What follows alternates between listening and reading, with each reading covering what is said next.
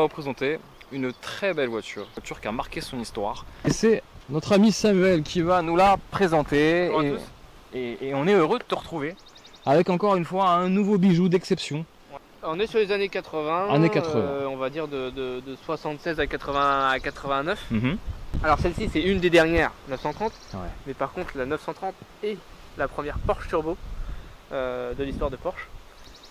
C'est aussi un moteur refroidi par air, toujours. D'accord. Sur un 6 cylindres à plat refroidi par air. Le fameux flat 6. Le fameux flat 6. Le fameux flat 6. Voilà. Typique de chez Porsche. Absolument. Et alors, qu'est-ce qu'elle a de si particulier, outre le fait que ça soit du coup la première turbo? là on est sur quel type de voiture, de philosophie, c'est concurrente de l'époque si tu... Même des années 75 quand elle est sortie. Monsieur tout le monde roule en 4L. Monsieur tout le monde roule en 4L, monsieur tout le monde roule en 504.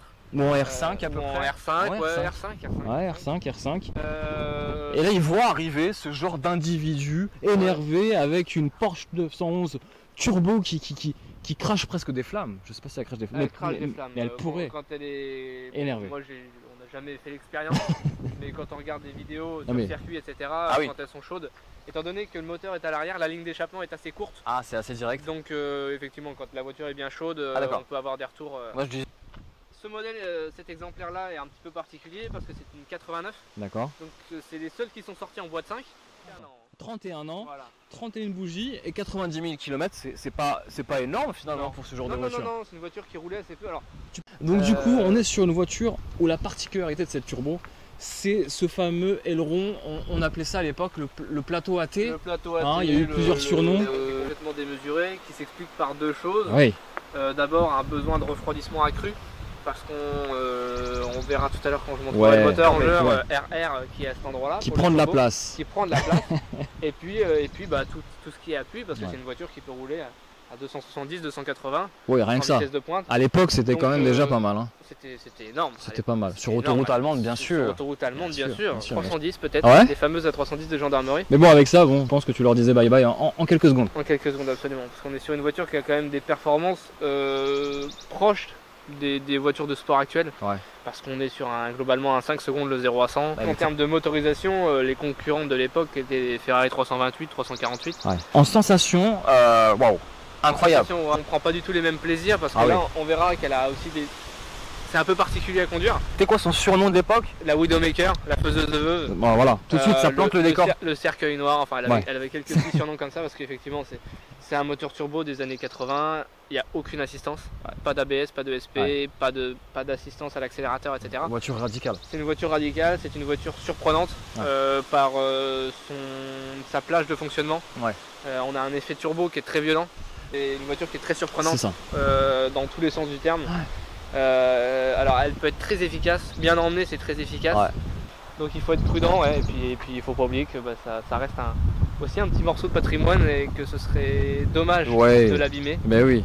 C'est des véhicules qui coûtent cher. Aujourd'hui c'est quand même des véhicules qui cotent entre 30 et 160. D'accord, oui, quand même un beau petit billet. Alors l'avant, esthétiquement, on va pas s'attarder sur l'avant, mais ça reste une Porsche, une 911, il n'y a rien d'extravagant. C'est vraiment une 930, quoi. Ça a une tête de 930, donc c'est une 911 avec ces fameux l'arrivée des plastiques. Dans les années 75. Alors là tu vois, c'est le point de détail que j'aime le moins sur cette Porsche. Tu me disais, c'était l'effet accordéon, les pare-chocs en accordéon. Pare-choc accordéon, en fait derrière il y a la même chose de manière métallique. C'est un absorbeur de choc. Donc ça a été en fait au départ des normes américaines. Ah, donc ça vient des Américains. Ça vient des Américains et Porsche l'avait d'abord fait sur ses modèles US. D'accord. Et puis quand ils ont sorti la 930, toutes les 930 ont été équipées à l'avant et à l'arrière. La seule manière de reconnaître les versions US, si je dis pas de bêtises, c'est que les feux arrière sont rouges. Ce sont des pneus Michelin, c'est des pneus d'origine, alors ils sont neufs mais d'origine, donc c'est les Pilot SX qui étaient les pneus de sport de l'époque. D'accord. Ce qui est très important sur cette voiture, et c'est un vrai point essentiel, c'est ces étriers de frein. On distingue à travers les jantes. On les voit là. Qui sont issus de la 917, qui était la Porsche qui faisait les 24 heures du Mans. Ah oui. Donc on est sur un système de freinage, le système de freinage complet, étrier et disque. Donc on est sur un système de freinage très performant. D'accord. Pour l'époque. Il blaguait pas Porsche. Non, on aura l'occasion de faire un essai de freinage, mais ça freine vraiment très fort. Là on passe plutôt à l'arrière, qui va caractériser vraiment l'esprit turbo de ces années-là. Donc d'abord le logo turbo. Alors, ils ont mis le kit Porsche, donc c'est un kit Porsche. D'accord, vendu de série sur Non, site. Non. Alors c'est pas une option, c'est un kit qu'on pouvait acheter chez Porsche Ah. pour avoir la même sortie de l'autre côté.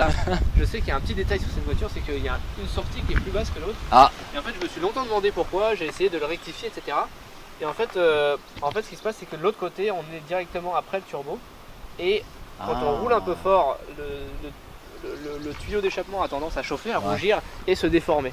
C'est pour ça qu'il ne se déforme pas de la même manière que de l'autre côté. D'accord. Raison pour laquelle on a un petit peu une différenciation au niveau de l'échappement. Un véhicule qu'on a en conciergerie qui est donc entretenu parfaitement, qu'on fait rouler de manière mensuelle et qui démarre de manière hebdomadaire. Donc voilà, c'est globalement toutes les 15 jours, elle a un petit parcours d'une dizaine de kilomètres qui permettent de lui dégourdir les bielles et les amortisseurs. Et puis pour nous d'avoir un suivi sur le véhicule. Comme ça, quand le propriétaire vient, il monte dedans, il tourne la clé. Ça c'est cool. Voilà. Donc l'idée là, c'est de refroidir l'air du turbo pour monter les performances. On est toujours sur un refroidissement à air, donc on reconnaît la fameuse turbine de refroidissement des Flat 6, des Porsche, jusqu'à la 993. Et puis après, on a un petit peu les systèmes classiques, la climatisation, le filtre à huile qui est... C'est assez marrant parce qu'il est intégré, on a l'impression qu'il est dans la carrosserie. Carrément dans la carrosserie. Ouais, c'est vrai. En fait, il est à cet endroit-là parce qu'on est sur un carter sec, je le rappelle. Il permet de rouler aussi fort qu'on veut sans avoir de risque de déjauger et donc de casser le moteur. Et ça aussi, c'est peut-être aussi une question de passe parce que je vois que le moteur et tous les éléments mécaniques sont rentrés au chausse-pied. Alors habitué au 911 où la maintenance est aisée, sur celle-ci c'est moins le cas. Déjà c'est un carter sec, donc d'un point de vue entretien c'est pas la même chose. D'un point de vue vidange, c'est un tout petit peu plus spécifique. Donc plus cher aussi en entretien du coup Un petit peu plus cher en entretien. Alors, ça reste une Porsche, donc on est sur un moteur qui est fiable. Maintenant, les pièces sont plus chères, c'est certain. Forcément. Il y a deux grosses pompes à essence, c'est un petit peu plus complexe. Plus d'éléments mécaniques forcément. Il y a un turbo, il y a toutes ces choses-là. Turbo, il est fiable ou pas Alors écoute, celui-là est d'origine, il n'a jamais été changé. Absolument. Ah oui, d'accord. Il se trouve où le turbo là ici? Alors le turbo, il se trouve, alors on va pas pouvoir le voir, il faudrait le voir d'en dessous, mais il se trouve au niveau du collecteur sur ce côté-là. D'accord, mais c'est vrai que là, il a un niveau place. Là on voit les durites qui reviennent du turbo en définitive. Grosse durite. Donc il est par ici en dessous. D'accord. Voilà. Donc tu as l'échangeur à air qui vient ici. Voilà, et en dessous on a le bloc, l'allumeur. Et puis un petit peu plus compliqué, il y a des bougies pour aller les chercher honnêtement. C'est-à-dire que quand tu fais l'entretien, tu es un petit peu tu déposes pas le moteur, mais tu accèdes par en dessous, c'est ça? C'est compliqué, c'est plus compliqué. Mais voilà, c'est pour ça que c'est bien d'avoir les partenaires. Les bons partenaires. Les bons partenaires pour s'en occuper.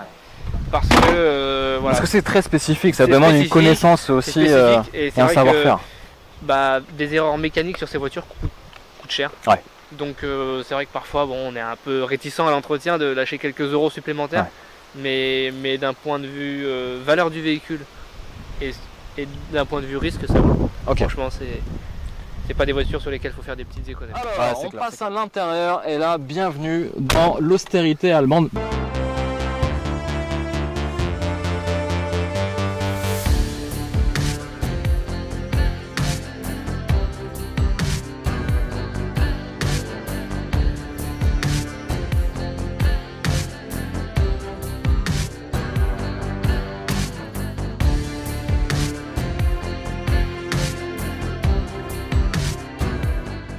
Ouais, c'est vrai que c'est pas le plus bel intérieur du monde. Non, mais c'est bien de le dire. Alors, il est super fonctionnel, là-dessus il n'y a rien à dire. Il est super qualitatif. C'est-à-dire que la qualité des moquettes et tout, tout est d'origine. Tout est d'origine. Les moquettes sont d'origine, les cuirs sont d'origine. Ils ont même pas été. Alors, ils sont entretenus. Bien sûr, ils sont d'origine. Par contre, ils n'ont jamais été restaurés ou retards. Non, mais t'imagines la qualité des sièges. Regarde, il n'y a aucune craquelure. Il y a une belle patine, mais il n'y a pas de craquelure. La patine, c'est ce qui fait son charme aussi sur ces voitures. D'ailleurs, on a l'odeur particulière quand on rentre dedans. Par contre, effectivement, on a une planche de bord qui est de super qualitative, mais qui est pas très belle. Non. On a un volant qui est immense. On a un volant qui est grand, qui rappelle celui des 924 et des 944. Donc voilà, il faut se rendre compte que quand on achetait ça, on achetait l'équivalent d'une 911 Turbo aujourd'hui. Donc globalement, une des 911 les plus chères de la gamme. C'est ça. Et on se retrouvait avec le même volant que quand on achetait une 924. Je trouve ça dommage. Voilà, donc c'est un petit peu surprenant, mais c'est vrai que même l'intérieur, on est sur des compteurs très visuels, très fonctionnels, mais par contre pas très esthétiques. C'est vrai. Alors effectivement, quand on est en roulage pur, on oublie un petit peu tout le reste. Et c'est vrai que ce gros contour face à nous. Pas le petit logo de turbo sur le contour ou quoi. Absolument pas. On l'a nulle part. On l'a nulle part. C'est dommage. Alors, on l'a à un seul endroit. Il est très beau. Là-dessus, ils ont vraiment réussi. Et en plus, ces petites banquettes rabattables avec le logo turbo. Alors, quand on les relève, on a vraiment un siège. Oui, hein. Alors bon, c'est un siège pour quelqu'un de ma taille, quoi. Très bonne qualité. Je suis impressionné honnêtement. Et puis après, c'est vrai qu'on a le système d'autoradio d'origine, le système de climatisation. Système d'autoradio qui était déjà un peu poussé parce qu'on avait quand même. On voit qu'on Attends, il est d'origine? Il est d'origine. Non. Si. Ah ouais. Il est d'origine. Ah ouais, quand même. Bon, lecteur cassette, mais Grundig. Ouais, il est d'origine. D'accord. On a quand même pas mal donc on a le haut-parleur et puis le petit tweeter au-dessus. Ici. Et ici. On a les vitres électriques. Les vitres électriques. Oh, alors attendez. Incroyable quand même pour l'époque. Le siège électrique qualitatif. C'est propre, c'est bien fini, etc. Ça manque un peu d'âme, mais quand même, voilà. ça tient dans le temps. Bien sûr. C'est quand même incroyable. Mieux que les italiennes. Que les italiennes qui sont beaucoup plus belles, mais qui nécessitent un point de restauration quand même. Pas des anglaises. Les anglaises, c'est ça. On est parti? Allez, on est parti, go!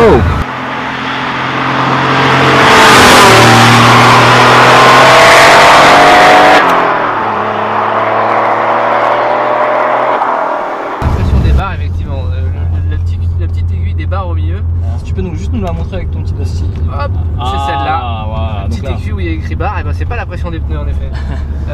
C'est la pression du turbo. Et effectivement, par exemple, si je me remets en seconde tranquille, voilà, je suis en seconde, on est à 30 km/h, j'appuie à fond. Donc là, t'as le pied à fond sur le clatin. Et là, ça charge. Ouais. Ah ouais. Voilà. Ouais, ça pousse. T'as quand même le temps de le voir venir un petit peu. Absolument. Mais si t'es pas habitué, tu te dis mais attends, ça sort comment quoi? Absolument. T'as 300 chevaux qui viennent sortir comme ça sur l'arrière. Et alors là on est sur du sec, tout se passe bien. Ça se passe bien. C'est dégagé. Quand c'est un peu humide ou un peu gravillonnant, etc., c'est très surprenant. Voilà. On a un système de freinage qui est ultra impressionnant quand même. Et encore là t'es pas à fond. Non, pas du tout. Mais t'as le temps de voir venir quand même. Ouais, c'est une voiture qui freine vraiment très bien.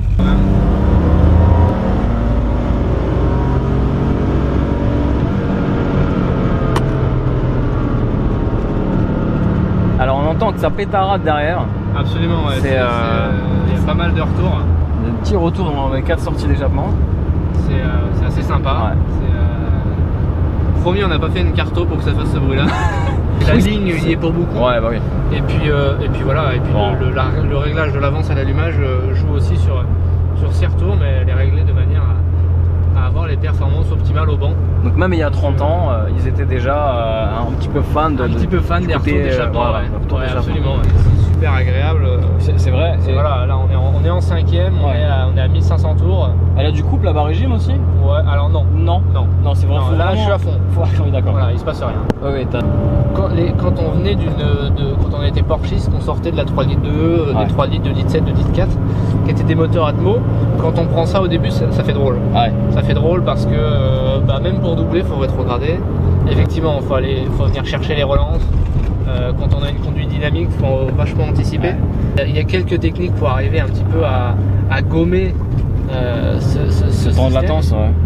C'est quoi alors? C'est quoi cette technique? Nous on veut savoir. Je suis perturbé, mais la 205 devant. Ah oui, mais c'est vrai que oui. La 205 devant, je pense qu'on est sur un modèle de compétition. Alors on est sur 205 XA. C'est le modèle unique de la 205. La technique c'est qu'en fait on place ses deux pieds. Alors attends. Avec le pied gauche, je freine, je charge mon turbo et au moment où je lâche le frein. Wouhou. Ok. Donc là c'est vrai que c'est une voiture avec laquelle moi je freine beaucoup du gauche. Alors je sais pas si c'est une technique. Ah oui d'accord, c'est spécial comme technique en fait. Mais c'est vrai que quand tu as une conduite, alors ça demande d'avoir un peu de synchronisation sur les pieds pour faire le changement assez rapide. Faut pas se tromper. Quand tu rentres dans un virage et que tu es dans le bon rapport pour la sortie, tu peux freiner du gauche et commencer à accélérer dans ton virage pour charger ton turbo. Alors après c'est pareil, il faut gérer pour pas partir en survirage, etc. Et t'accélères, tu doses, alors faut pas le faire trop parce qu'on va faire chauffer les freins. Bien sûr. Mais effectivement tu peux le faire pour monter en pression ton turbo et en gardant ta vitesse que tu veux avoir. C'est pas du tout naturel comme technique. Non, c'est pas du tout naturel. On est sur un modèle un peu particulier. Ouais, c'est pour ça.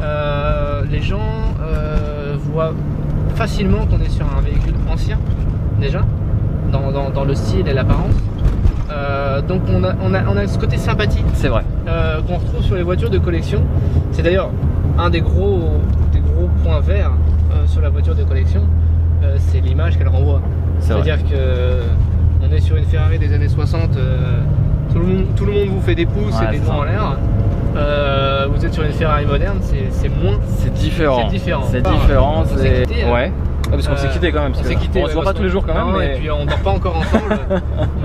mais hier soir quand on s'est quitté, effectivement, j'ai été faire un petit tour à la station de lavage. Ouais. Et effectivement, une personne est venue me parler en me disant que elle en avait une dans les années 80 et qu'elle a regretté de l'avoir vendue.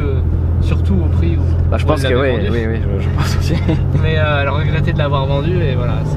Tu as vu sa petite larme. Ça réveille des souvenirs, ça réveille. Exactement. Je vais dire des chiffres idiots. Non mais admettons avec un plein, on fait combien à peu près? Je dirais qu'on 300, 400. Ouais, 300-400 km, ça dépend vraiment de la conduite. Oui. C'est vrai que quand on sollicite vraiment l'accélérateur, il y a 2 pompes à essence. On est sur un turbo qui pousse pratiquement à 1 bar, donc on envoie 2 fois plus d'essence. Ouais. Donc la deuxième pompe s'active. La deuxième pompe s'active. Ah ouais. Et là on fait facilement du 30, 40. Ouais. Il n'y a pas vraiment de chiffre. Non. Mais en conduite normale, après c'est vrai que c'est un moteur turbo. On est une boîte 5 quand on a 1500 tours. On peut. Ah oui, là t'es en 5ème et toi je suis en 5ème. Je suis à 1600 tours. On est à 80. Ouais. Voilà. On peut aller chercher des 12-13 litres. Ce qui est raisonnable quand même. Parce qu'aujourd'hui, tu as des voitures sportives, des compacts sportives qui font quasiment la même conso. Donc,